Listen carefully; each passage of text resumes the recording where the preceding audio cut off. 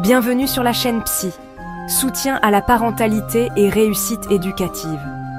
Et si je vous disais qu'un simple écran peut modifier le cerveau d'un enfant, sa façon d'aimer, de penser, d'apprendre et même de dormir?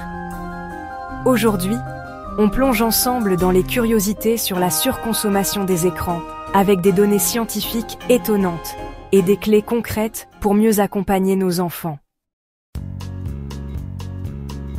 Chez l'enfant de moins de 3 ans, le cerveau triple de volume. C'est une période cruciale où chaque expérience compte. Des recherches en neuroimagerie montrent que la surexposition aux écrans est associée à une réduction du développement du langage, de l'attention et des fonctions exécutives. Cela signifie concrètement moins de vocabulaire, plus de troubles de l'attention et des difficultés à gérer ses impulsions. Côté affectif, les écrans remplacent souvent les interactions humaines.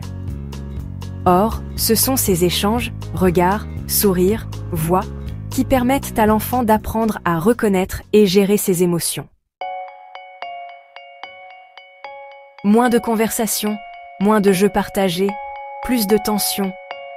Les écrans bousculent l'équilibre familial.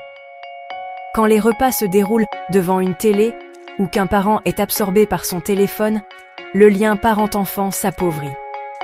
Des études montrent que les familles surexposées ont moins d'interactions qualitatives et plus de conflits liés à l'usage des écrans. Les enseignants observent de plus en plus de troubles de l'attention, d'agitation et de difficultés à suivre un récit. Une étude de l'INSERM en 2021 montre que plus de 2 heures d'écran par jour hors cadre scolaire sont associées à des résultats plus faibles, en particulier en lecture et en expression orale. Le cerveau d'un enfant n'est pas conçu pour le multitâche numérique constant. Mais avec des règles claires et des temps de pause, on peut corriger la trajectoire. Un enfant passe en moyenne plus de 4h30 devant les écrans chaque jour. Cela impacte sa santé.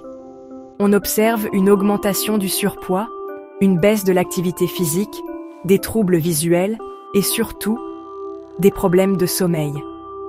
La lumière bleue des écrans bloque la mélatonine, l'hormone du sommeil.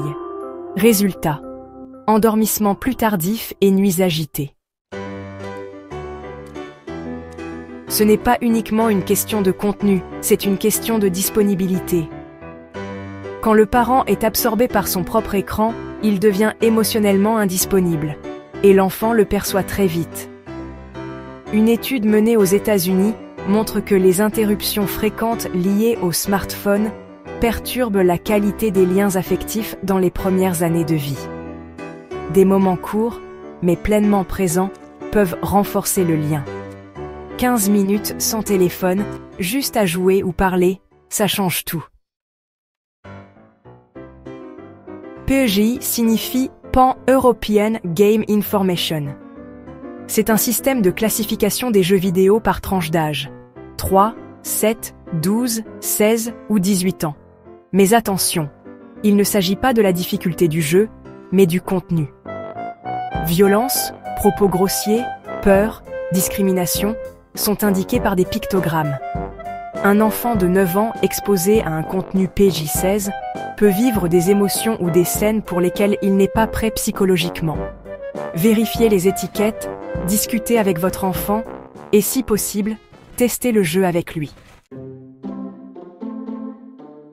La question que se posent tous les parents, mais que faire à la place des écrans?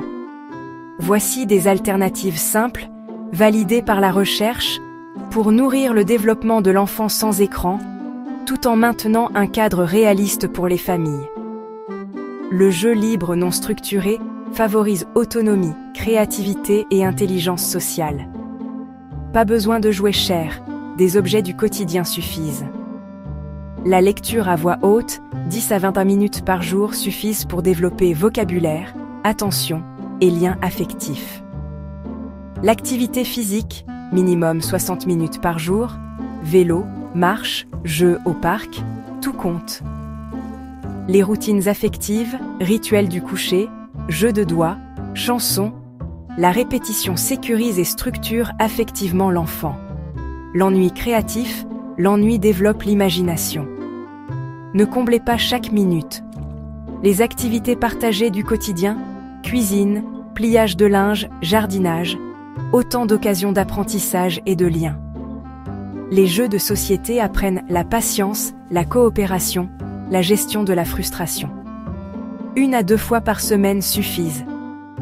Le co-visionnage actif, si l'écran est nécessaire, regardez avec l'enfant. Commentez, expliquez, posez des questions. Le dialogue fait la différence.